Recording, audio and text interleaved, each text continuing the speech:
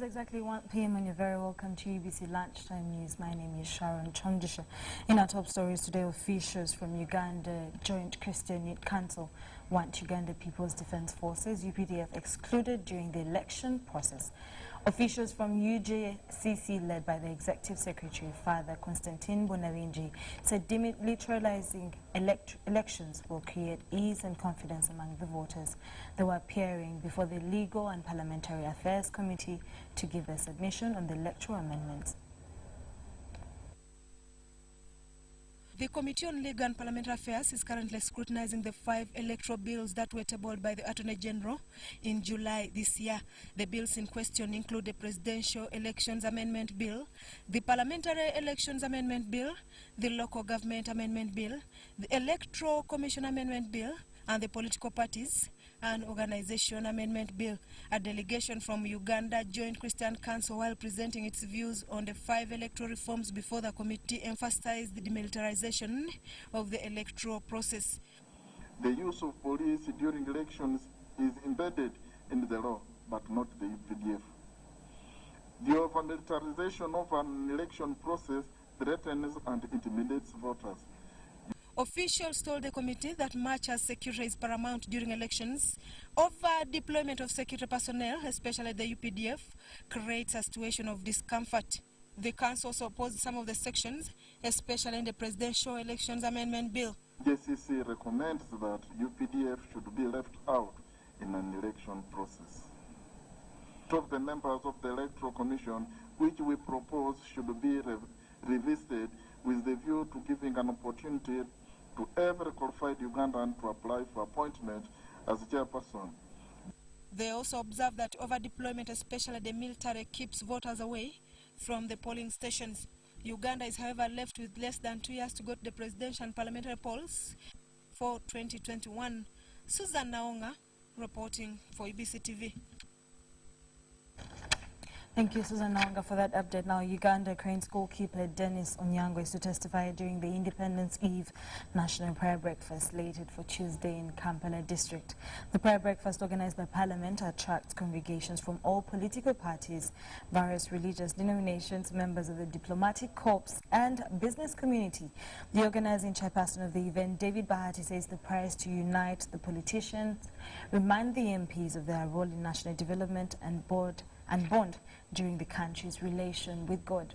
Let's take a look. Praise the Lord, let the people rejoice. Every year, we are joined by delegations from East Africa community.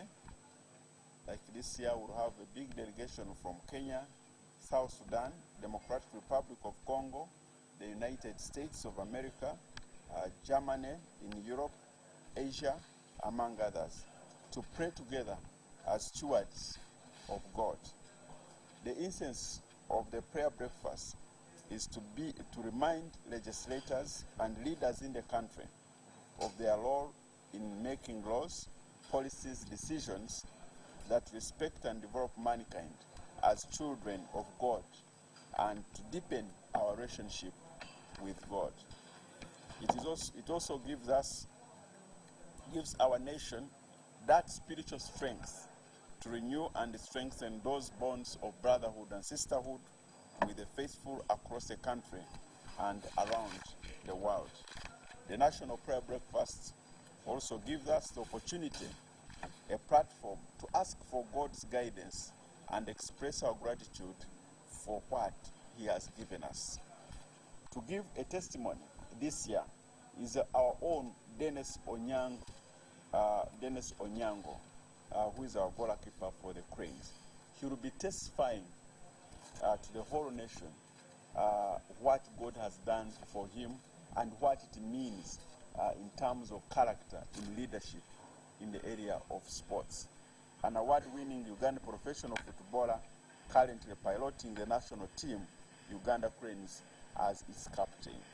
Onyango deservingly won the prestigious African Player of the Year in 2016.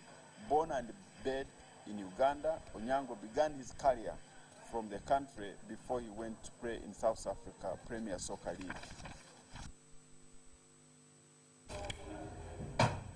Moving on. But West Budama Member of Parliament Jacob Oboth has promised to table a private member's bill seeking amendment of the colonial idle and disorderly law.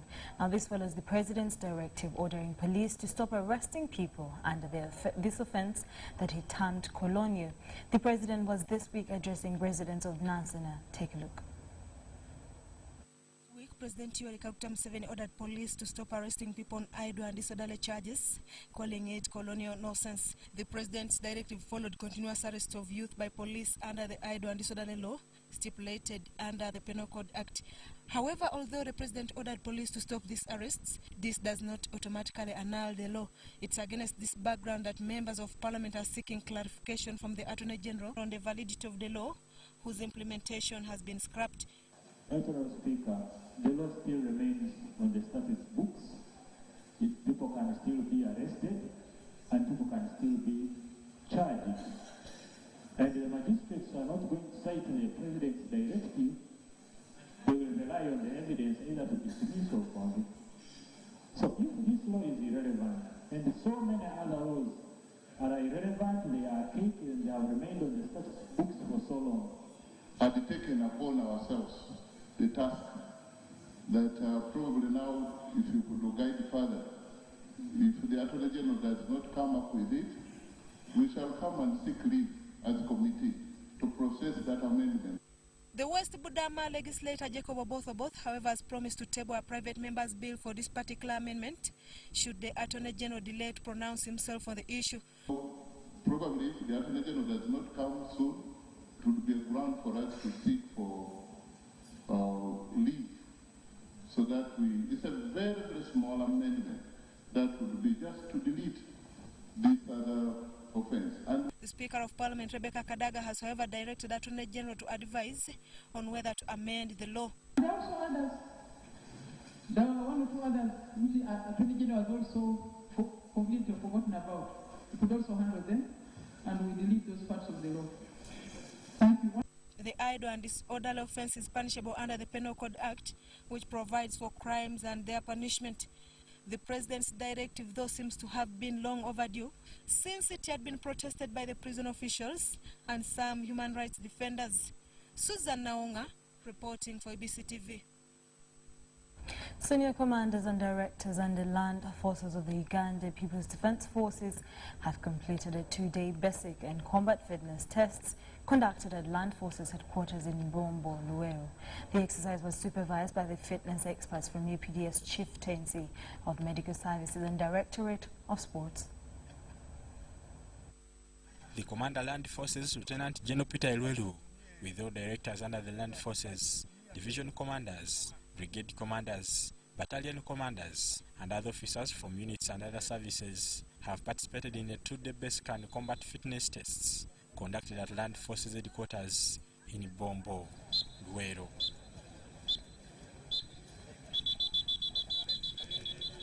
These went through a 5-kilometer run, push-ups and sit-ups as part of the basic fitness test. The combat fitness test entailed a 30-kilometer walk while carrying and wearing all the basics of a field soldier. Well, we have come to the end of our exercise. The Commander Land Forces, Lieutenant General Elwelu, commended the exercise, saying their work is very physical and demands that the force is medical and physically fit at all times in order to adequately fulfill their constitutional mandate. Elwelu said the program will be conducted annually and it will trickle down to all units under Land Forces.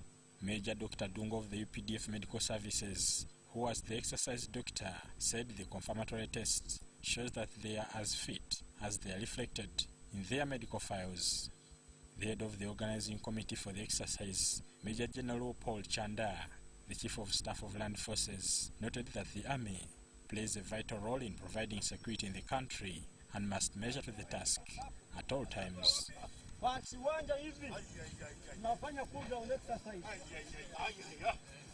Among the key field commanders who participated in the exercise were Major General Sam Okiding, Major General Sam Kawaga, Brigadier Stephen Mukirwa, Brigadier James Semwanga, Brigadier Joseph Balikudembe, Brigadier Michael Nyarwa, Brigadier Sierra Byanyima, Brigadier Bone Bamuseki, Brigadier William Bainomugisha, Brigadier Daniel Kakomo, and Brigadier David Simboa. 150 commanders in total turned up for the exercise. Rudi Atena. Ya mwizo ya Mugerwa. Bernard Huga, UBC. Corporation Board of Directors is pledging to improve coverage to homesteads in the near future under the DTH Direct to Home project, and the board is also working on mechanisms to safeguard UBC's land that has been encroached upon, as well as disposing of obsolete equipment from all the sites across the country. Ivan Kawa reports.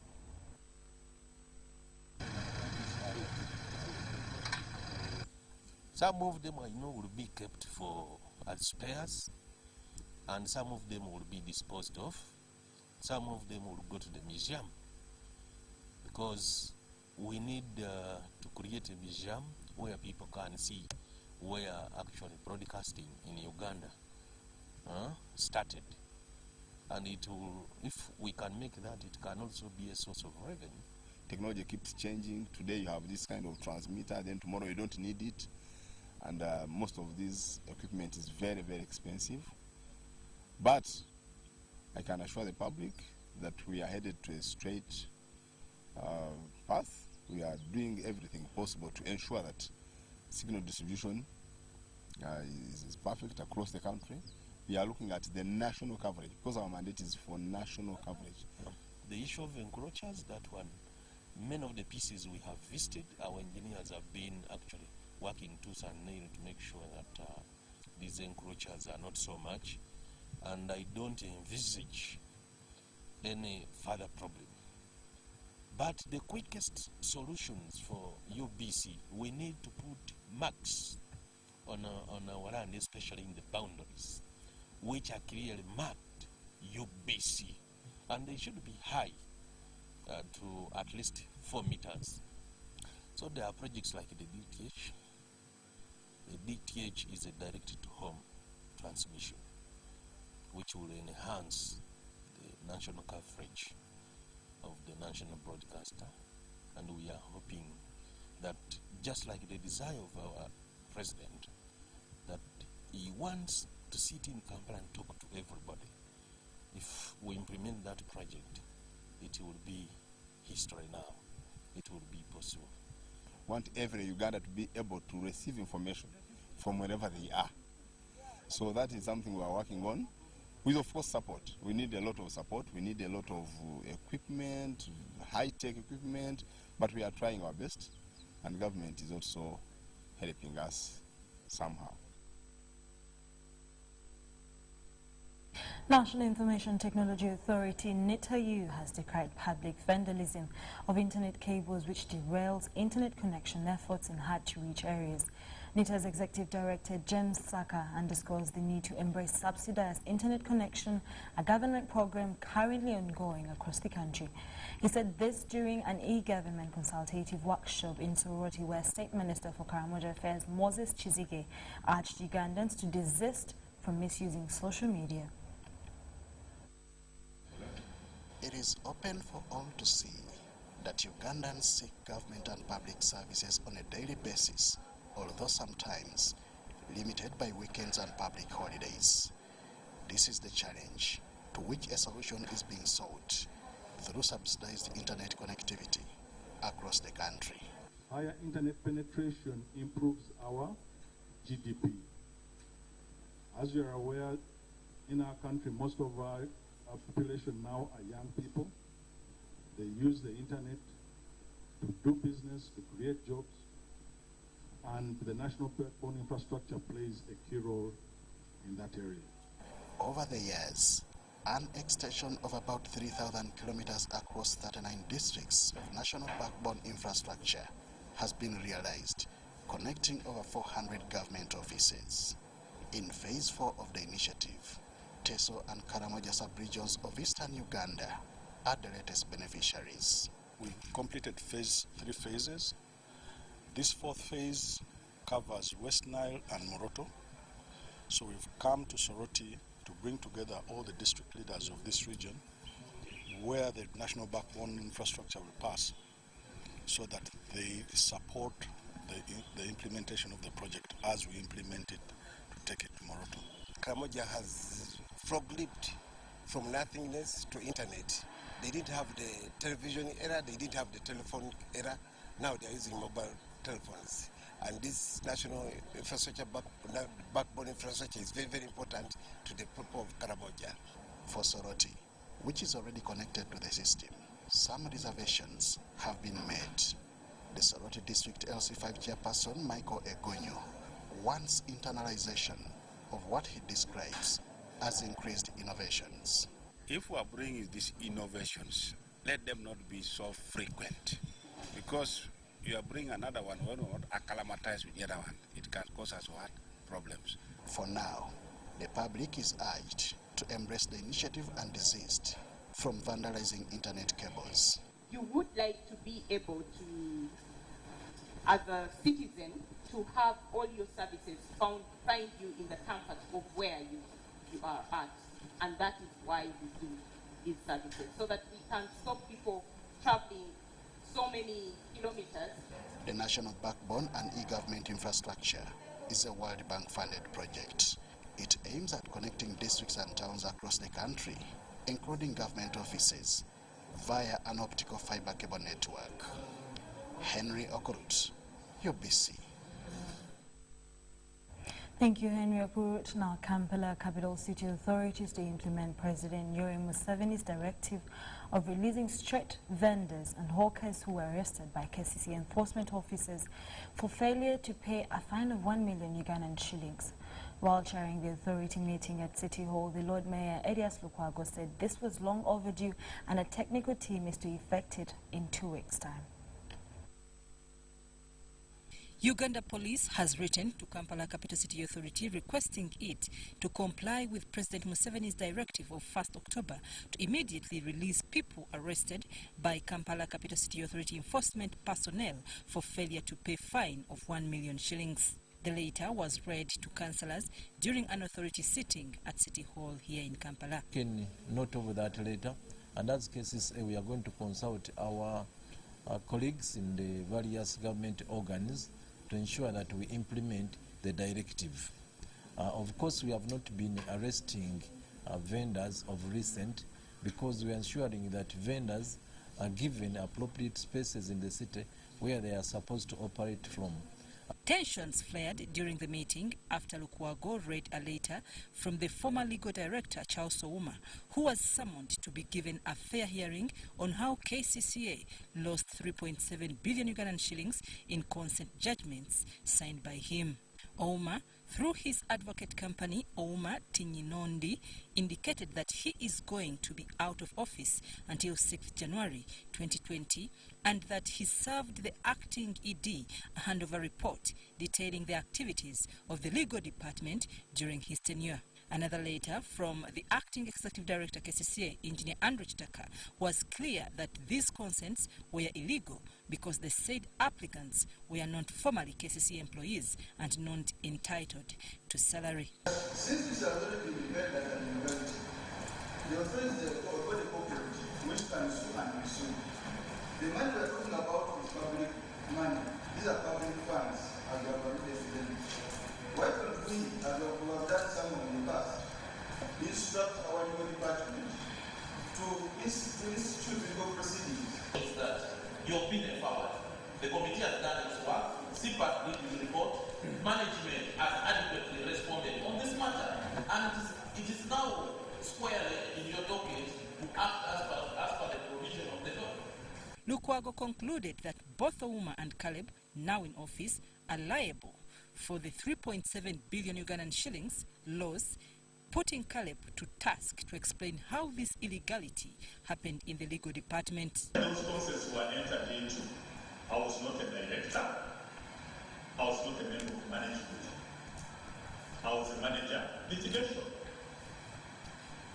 Secondly, if you look at those consents, they don't bear my signature anywhere. A state of imagination, it can be presumed that I knew the contents of those consents and I was complicit even in executing the same. Being a corporate body, Kampala Capital City Authority instructed the Office of the Executive Director and Legal to institute charges against Ouma for the authority to recover the 3.7 billion shillings. We have a case against him of professional misconduct, a case of fraud, perpetrating illegalities with impunity. So I see no justification as why we should keep on procrastinating.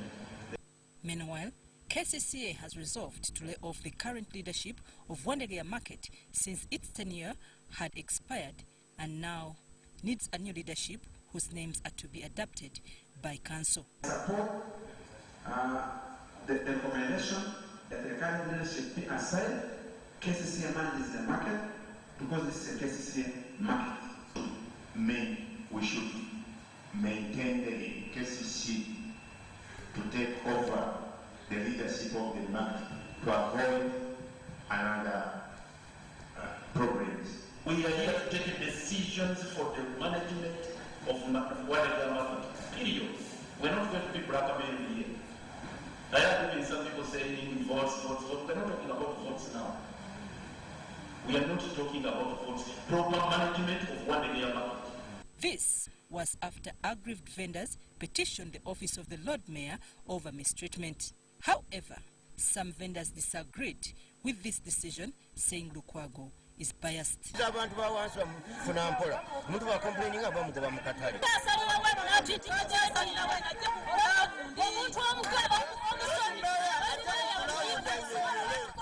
I'm Nafka Farida and Sana Anet reporting. UBC Lunchtime News will take a short commercial break.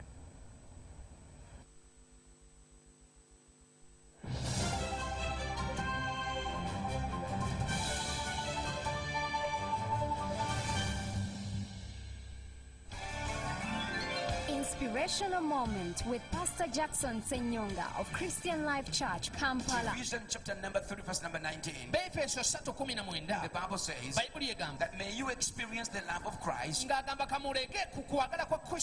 though it is too great to understand fully. Then you will be made complete with all the fullness of life and power that comes from God. Did you hear that? That is powerful. It says his prayer is that we may experience the love of God, but the love of God is too strong, too big, too great for us to comprehend it.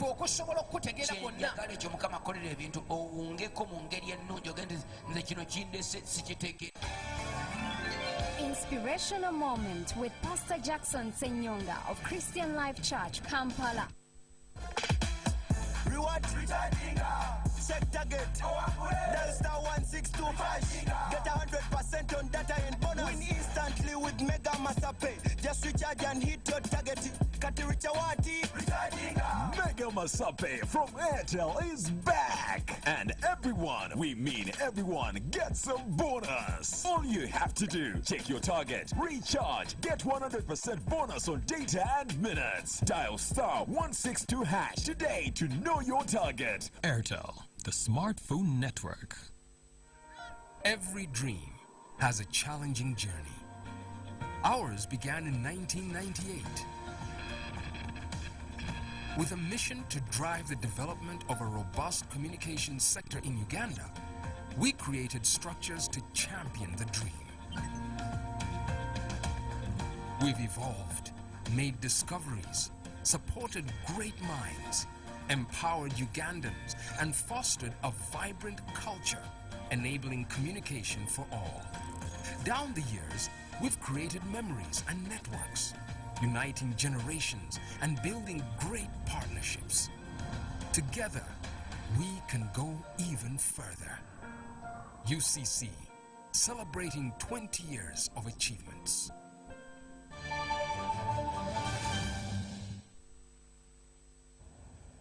In our international stories, Nigeria and President Muhammad Buhari met his South African counterpart Cyril Ramaphosa weeks after xenophobic attacks in Johannesburg triggered tensions between Africa's leading economies.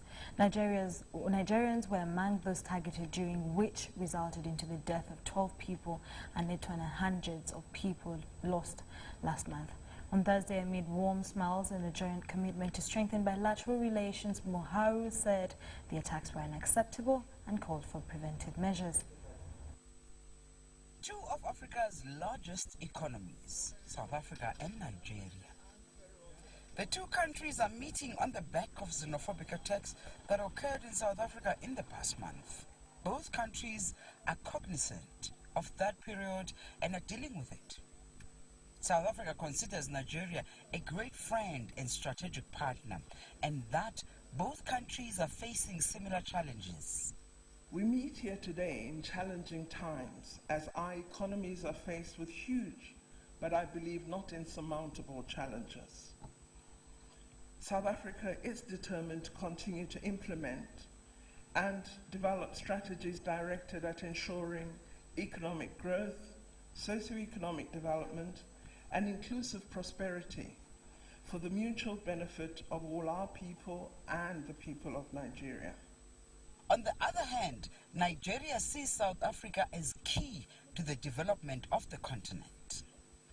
The various areas of cooperation that we treasure so much between our two countries come in various sectors. In the area of security, we appreciate enormously the cooperation that exists between South Africa and Nigeria in the area of defense. As you know, the big challenge that we face in Nigeria with global terrorism, an existential threat, we are happy to see the support and the strong support that we're receiving from South Africa. The gathering is about assessing progress in the implementation program of the two countries' bilateral agreements since their last meeting. Tasks that are being agreed to during the Binational Commission will lay a solid base for expanding economic cooperation and achieving increased levels of prosperity. Our two countries are great countries of the African continent. The success of Nigeria and the success of South Africa are critical to the success of Africa, and so we hold an important obligation in that regard.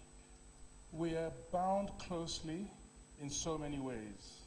In Nigeria, we have major South African companies doing business in Nigeria and making a very important contribution to our country.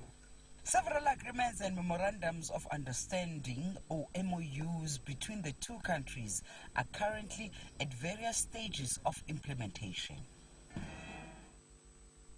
Zimbabwe's President Emmerson Mnangagwa on Tuesday pleaded for time and patience to bring the economy back from the dead as his government faces blame for surging inflation, evoking dark days under Robert Mugabe. In a State of the Nation address in Parliament boycotted by the main opposition Movement for Democratic Change, which disputes his election, Mnangagwa acknowledged that the economic crisis as well as the need for reforms. Phase that we have to go through so that we can realize the economic benefits of the reforms that are happening. And to quote his words, he said it's very difficult to revive a dead economy. And this is the thrust that we are trying to do in terms of ease of doing business, in terms of the legislative reforms that we are doing, in terms of retooling and recapacitating our industries. Zimbabwe's economy is projected to shrink for the first time since 2008. It's facing shortages of fuel, electricity, and cash.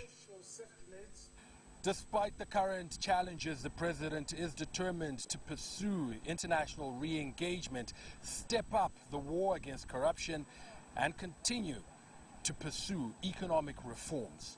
He's depending on lawmakers in that august house to help him achieve that. He wants currency manipulated.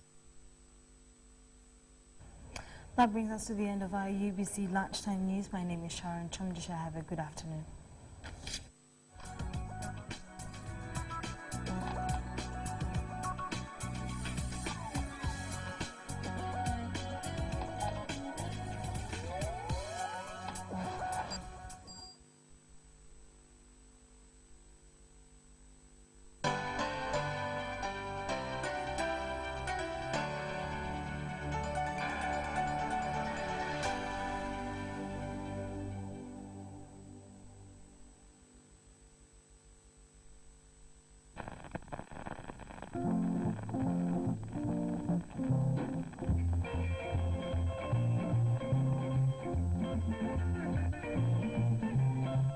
Ignatius K. Musazi, the father of Uganda's independence struggle.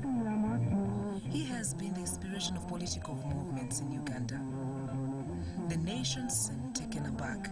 It knew not what political party was, but from what Ignatius said about it, they knew it was in search of independence. Upon his return to Uganda, he became a thorn in the flesh of the colonial government. He participated in the Buganda riots of 1945 and 1949. He studied in London, where he gained exposure to world views which inspired him to fight for Uganda's independence. In search of self-determination for the peasants, he had formed the African